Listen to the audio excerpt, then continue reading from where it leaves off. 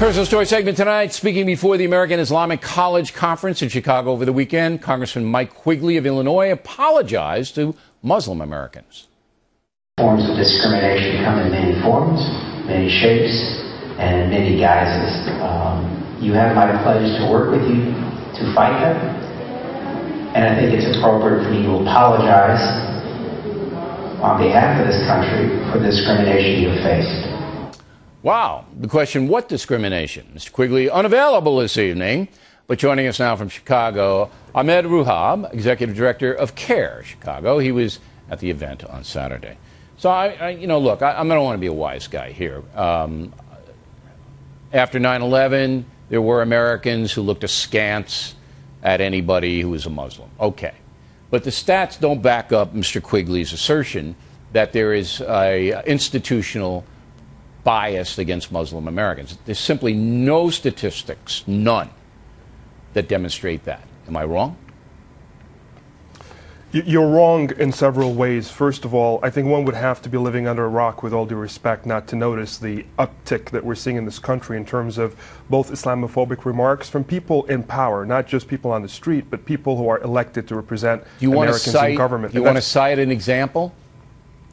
Well, yeah. I mean, one example is pretty much everything that comes out of the mouth of Representative Allen West. And when your producer called me to be on the show, I was rather surprised that it was to react to someone, expressing sympathy against Islamophobia rather than to talk about the crazy, cookish stuff another representative says day in, day out about Muslims. And all right, but did West say anything that you can quote to us? Because I'm not real familiar with what... Only that Islam is the enemy and that Islam is not a religion. Okay. And that, you may remember, if Islam is the enemy, then Muslims are the enemy. You may remember, Mr. Ruhab, that I said on The View that Muslims attacked us on 9/11, all right? And then that caused all kinds of controversy as Joy Behar and Whoopi Goldberg walked off the set. Now, at the time, I was kind of surprised because I feel that everybody knows that I was referring to jihadists and extremists and al-Qaeda, but they were all Muslim, 100%. But I don't consider myself anti-Muslim. I've been to many Muslim countries, always enjoyed myself there, admire the culture. I'm not anti-Muslim, but I guess you would think that I would be. Actually, Bill, this may surprise you, but I don't. I've heard your positions. I disagree with many of them, but I don't regard you as an anti-Muslim individual. Okay, well, however, there are people, unfortunately, there are people in government, even in Congress. I mean, people like Michelle Bachmann, Newt Gingrich in the past. We have now Representative Allen West, Peter King, that have made statements that would reasonably make them anti-Muslim. Well, look, and there are stats, contrary to what you said in the introduction, I'm not sure about that, there is a concern. Look, I'll grant you this, that maybe those people have said things that you don't agree with and you don't like, and you took personally. But I know all three of those individuals, and I don't think they're anti-Muslim, just me. Now, the stats from the FBI are interesting. This is hate crimes.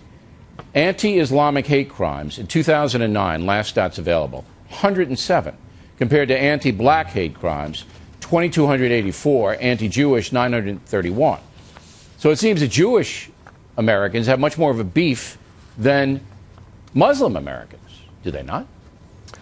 Yeah, there are many confounding factors. Jews have been in this country longer as a community, and they've learned to deal with anti-Semitism more systematically by reporting it. In our case, there are many immigrants who comprise the American Muslim community who are afraid to speak out against the hatred or bigotry or discrimination. But how would you know that there are those crimes? If they're afraid to speak out, how would you know that there are those crimes then? I'm not saying there aren't. You might be right, but you couldn't know. Well, there are different things we look at. We've had thousands of cases of discrimination that we've dealt with within our own organization alone about employment discrimination. Actually, the EEOC has reported that the complaints they've received about anti-Muslim discrimination in the workplace has been on the rise 5 years in a row.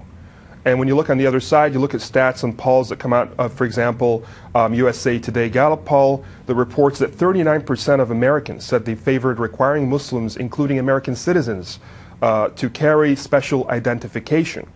A Time poll showed that 1/3 of Americans believed that Muslims should be barred from running for president of the United States, American citizens who otherwise would qualify.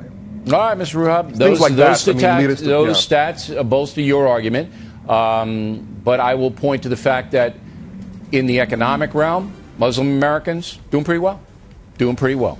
So, you know, I would live in America more than anywhere else. Yeah, they're prospering. They're prospering I still believe in America. Okay. Okay. But we have an issue, and we need to deal with this issue, one that is called Islamophobia. And that's why we have you on a program, that people can make up their own mind, and we don't want anybody to be anti-Muslim.